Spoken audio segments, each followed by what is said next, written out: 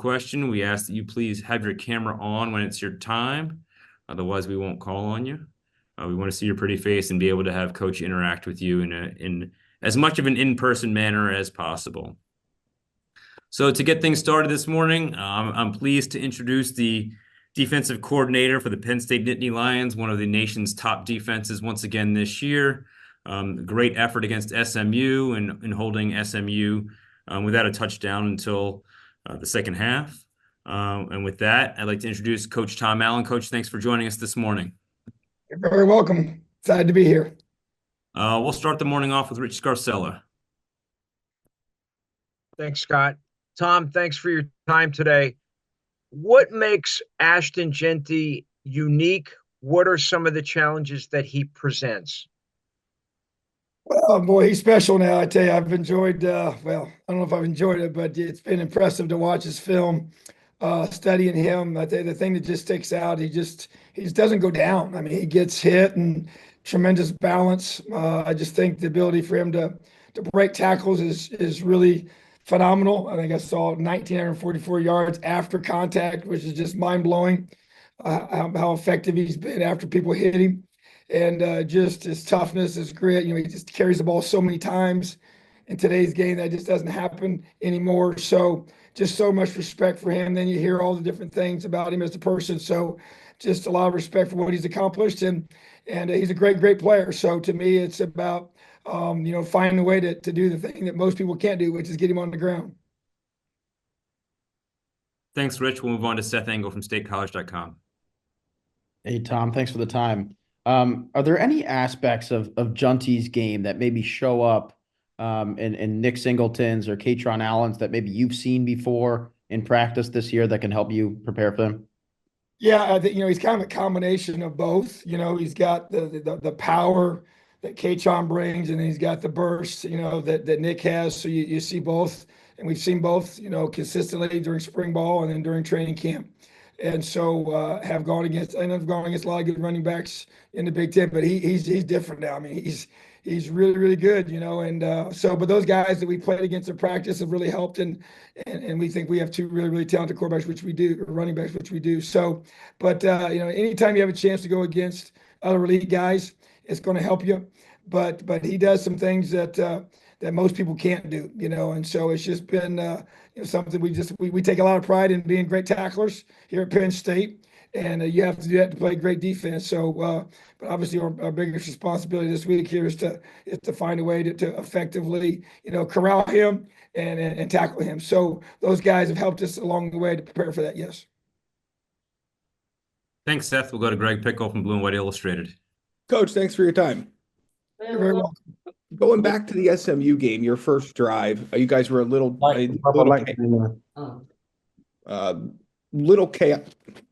chaotic on the first drive there until SMU called that timeout, and then you guys settled in from there. So when you look at the way you'll start this game, is there anything after reviewing that tape that comes to mind in terms of how you start fast on defense? Well, first of all, I mean, you prepare for tempo, you try to as best you can, and you can't simulate it exactly like it's going to be, but I'm telling you, they went about as fast as I've ever seen a team ever go. And the officials obviously, can help with that or hurt with that, but man, they were flying. And so it was until you get used to it. So like I said, it took several snaps to kind of get your cleats in the ground, get comfortable with, where they're moving, how they're moving in and out of different formations. And so, as you could tell, we obviously, got way more comfortable as the game unfolded. But yeah, those first few snaps were really tough. So to me, it's just about making sure that we've seen now 2 games in a row of really super fast tempo, and then you mix in some unusual formations as well, whether it's unbalanced tackle overs, unique looks, things that you aren't used to seeing, and maybe something you haven't seen from them, and I'm sure that's what we'll probably get from Boise. So it just helps you prepare for all those different things. Obviously different style of offense that we're playing this week, but at the same time they have the ability to do different things and some similar things that both what Oregon did as well with some of their looks. So anytime you have a chance to play elite teams and they put you in conflict, you have a chance to watch the film, you correct it, you go back and you try to look at the thing, okay, what can we do to help our guys be in a better position? Because at the end of the day, you got to get your cleats in the ground. You got to get your feet set. I don't care what you have called. There's no magic call, but it definitely won't work if you're not, set and your eyes aren't right and you're not in position. So just got to do a great job of that and just really be ready for, the unexpected per se, and just the things that they may throw at you. So we're going against an extremely talented offense, one of the best in the country, and got extremely, talented players and a great coordinator that's had success, for his whole career. So a lot of respect for them. But yeah, we gotta have our cleats in the ground and gotta be ready to play from the opening snap, because this is going to be a 60-minute battle. Thanks, Greg. We'll go to Audrey from The Athletic. Hey, Tom, thanks for your time. You're welcome. I wanted to stay on the Ashton Jeanty questions. Have you ever been around or seen a back like him, just in terms of a guy who can do so many things? Is there any kind of comparison for him? And how challenging has it been to try and get, I believe Holsworth was kind of running the scout team, just to get somebody to try and mimic all that Jeanty does? Yeah, we played against Derrick Henry when I was at Ole Miss. Obviously, is taller, but similar in regards to very hard to get on the ground.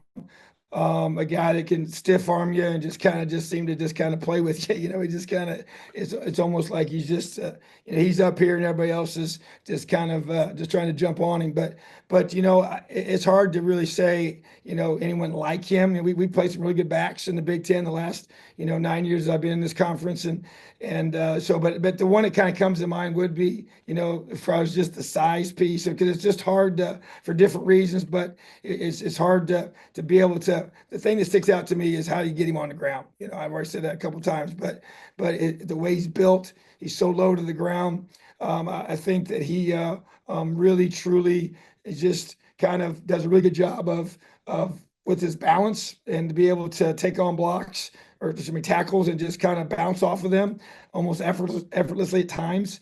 And it amazes me to just see how many good players have a shot at him, have a good angle on him, and just don't have any success at all of getting him on the ground, or you think he's about to go down and he doesn't, because he has such powerful legs. And there's just not, we're going to talk about the strike zone. His strike zone is so compressed because of his build that it's hard to really get a good shot on him, so you're going to have to gang tackle him. You got to get every possible guy on that field around him, and they obviously will make that hard per their scheme and the way they do things, and have a really good offensive line that's very physical, and have a really good system to be able to do things off of what he does. So obviously we've played a lot of good backs over the years, but he's going to go down as one of the greatest ones we've ever played against.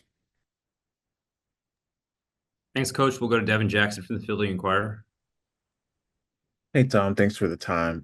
Just wanted to ask about the defensive line, Deion Barnes, what he's been able to do, coaching those guys, and kind of the disruptiveness they've been able to create this season against SMU. How impressed are you with that, and the job Deion Barnes has been able to do?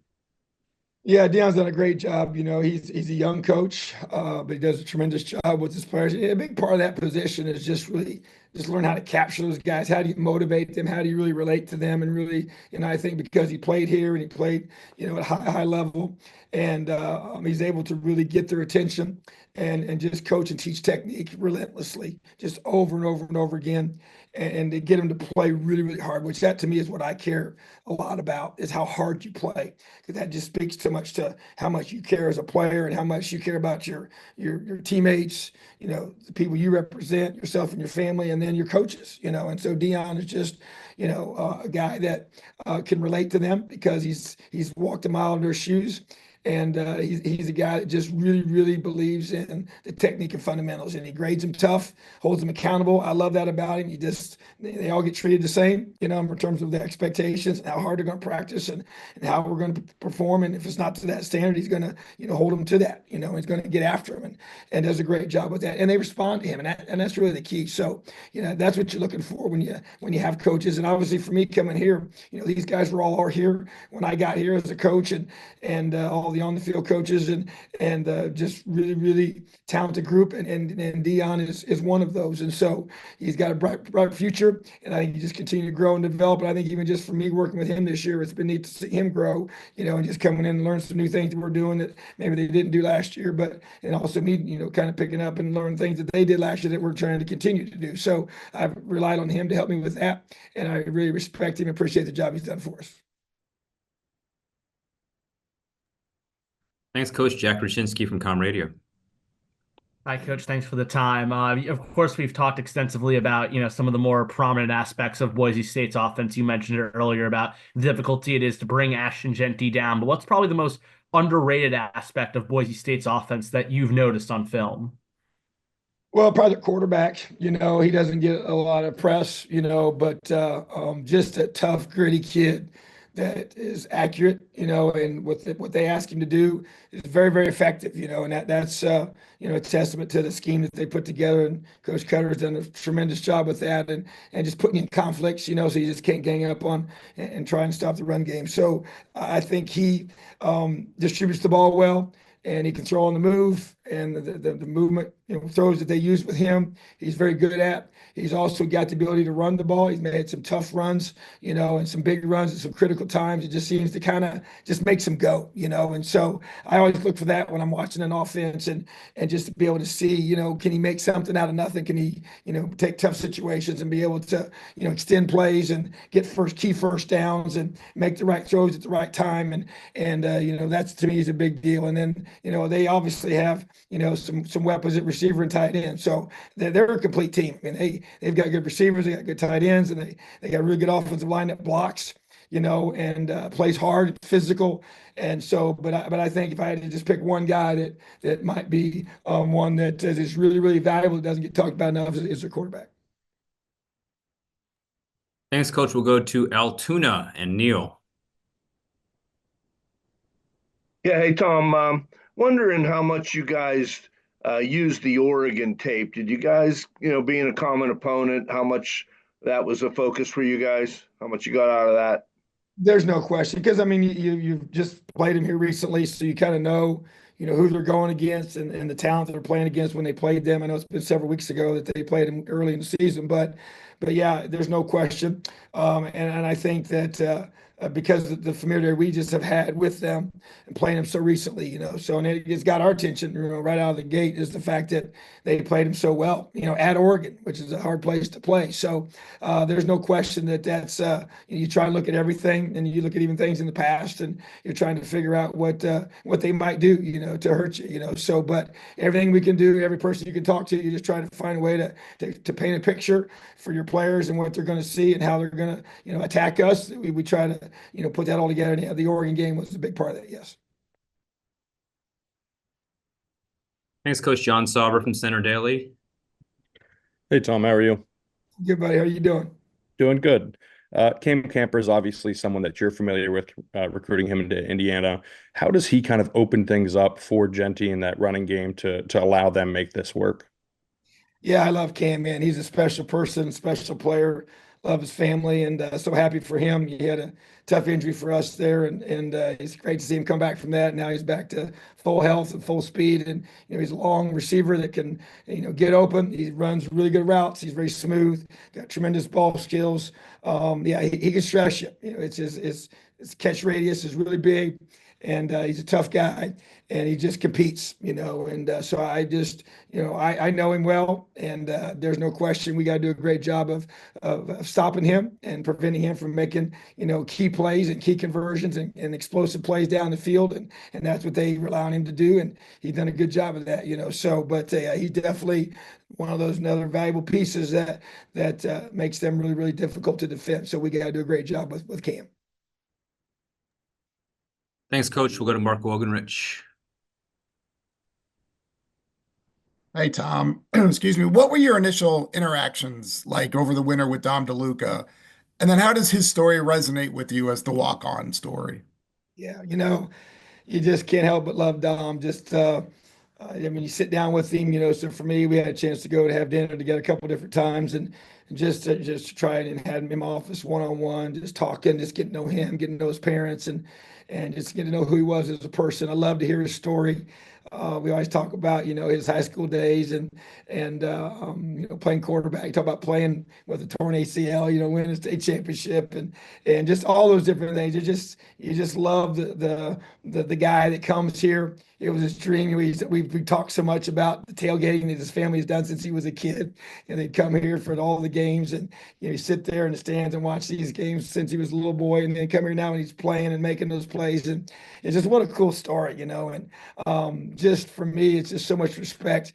I kind of feel like, for me, I'm living my dream as well as a college football coach in the Big Ten, and I kind of consider myself a walk-on in the coaching profession. I had to come work my way up through the high school ranks and then the small college ranks, and didn't go right into the Division I level. It took a long time to get here, and so he had to earn it the hard way as well. He had to come here as a walk-on and earn it, and just to see him to make the kind of plays he made this last weekend on a national stage in front of the whole world to watch was just, man, this is so awesome. But I'm not surprised. He's a really good football player, and he's got so much, toughness and moxie, and he's really smart, as I've said many times, and can anticipate things. That's what's led to him getting those critical picks at critical times. And so just a great player, great person, fun to coach, and looking forward to having another year with him.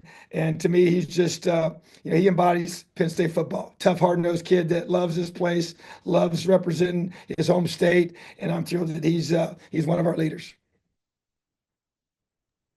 Thanks, Coach Joe Smeltzer. Appreciate the time today, Tom. So obviously there's a lot of players on the defensive line that get a lot of attention. Of those players, Coziah Izzard might not be someone that gets talked about as much, but he had a really strong game against SMU. And as a veteran guy, what have you seen from him overall this season at defensive tackle? And how do you feel that he has stepped up, particularly over the past month or so since Hakeem Beamon and Alonzo Ford are no longer available? Yeah, and to that point there, it made his emergence even more valuable and more critical for our success. And so Coziah has been one of those guys that when I first got here, when you talk to the coaches, you talk to the strength staff, they all talked about him. Hey, this is one of those guys where, we feel like he may be our most talented interior defensive lineman, from just a raw, just size, strength, speed, all those different combinations, and had kind of had some injuries and wasn't able to consistently be able to be, climbing as a player. So it's been great to see him just get healthy, stay healthy, be healthy here.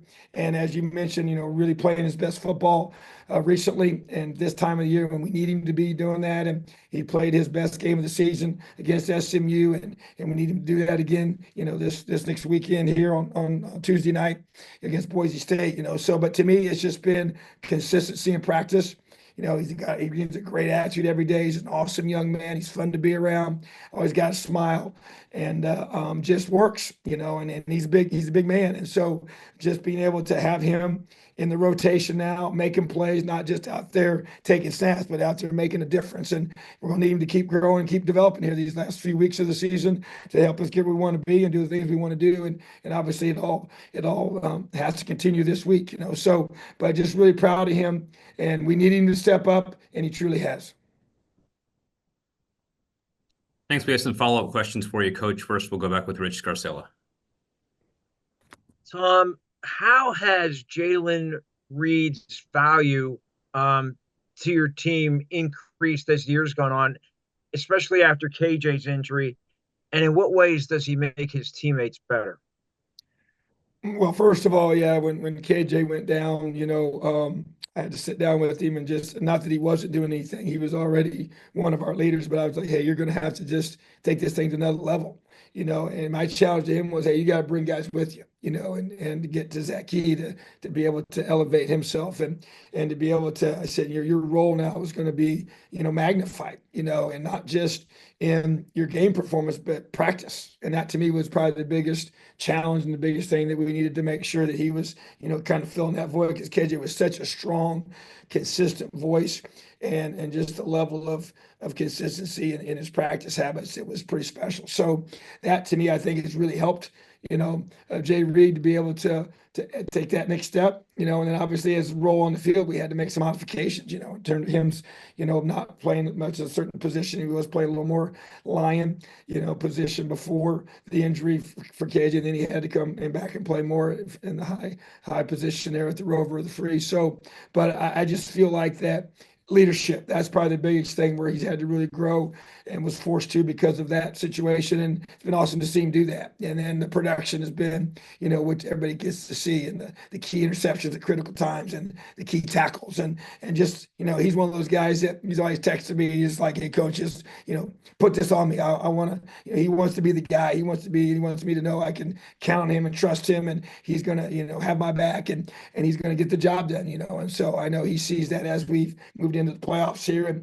and felt that. And even with the disappointing performance against Oregon, he took that personal. And so I just think his leadership, his ability to make plays, and just all the things, his value to his team has just been elevated, because of the void that was created there. But also it's been neat to see him respond to that and embrace that and want to do that, because, a lot of times you can, you're a good number two, but when you got to be the one, it's not the same. And obviously those guys were such two great players that he now just became the key focus. He needed to be able to step up, and he has. So I think it's been to his benefit. It's going to help him even benefit, in his own future as he moves into the NFL when he finishes playing here. All right, we'll take one more question for Coach before we move on to the student athletes. We'll go with Seth. Tom, not sure if you have a list handy, but who are some of the 2025 signees who are practicing with the team right now? And what's the importance, of letting them kind of experience this week with the rest of the program? Yeah, I don't have the list in front of me. Well, I do now. So, but we got a couple guys on defense: Braswell Thomas and LeVar Arrington and Darius Dixon. Those three guys are here with us now. They haven't started yet. They will here soon once they get their physicals and everything, but they were out at practice today. So, but I just think the benefit is getting a chance to be around the team and starting to learn how we do things. You get a chance to physically, participate. Those that are able to do that, and most of those guys will. And I don't think you can, put a price tag on all those additional reps that they're going to get, and just having it to where the next time we, get on the field, which will be spring football, it won't be the first time doing certain things and how we practice and the routines we go through, and they'll start lifting weights and start sitting in meetings and start learning the system. And so I just think that anytime you have a chance to be a part of something like this, especially now that we're in playoff mode and playoff practices, and then get a chance to go to the bowl site, and that's a pretty cool experience for our guys. So I just think that the practical example would be, hey, they're just getting a chance to play more football. And number two is they're learning the new system. And number three is like, hey, how do we operate, as a Penn State football player in terms of meetings, weight room, meals, balancing all the things, being away from home for the first time, just kind of getting a chance to really work through all those things and get a chance to do it with your future teammates, which is a pretty cool thing. So excited to have those guys with us and looking forward to being able to work with them here real soon. All right. Thank you, everybody. Thanks, Coach Allen. We appreciate your time this morning here, this afternoon there, and we'll see you here tomorrow, I guess, here in the sunny Arizona. Awesome. Thanks, Coach.